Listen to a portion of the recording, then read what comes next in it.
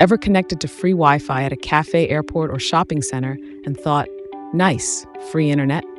Well, here's what actually might be happening behind the scenes. When you join public Wi-Fi, you're basically entering a shared network with strangers. And unlike your home Wi-Fi, this network is often not secure.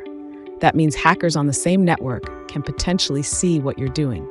They use something called a man-in-the-middle attack, sitting between you and the website you're visiting.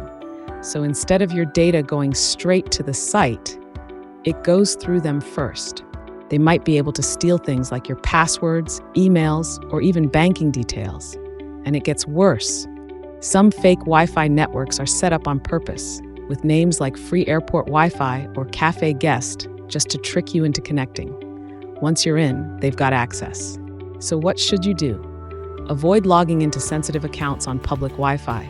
Turn off auto connect and use mobile data or a VPN for extra protection.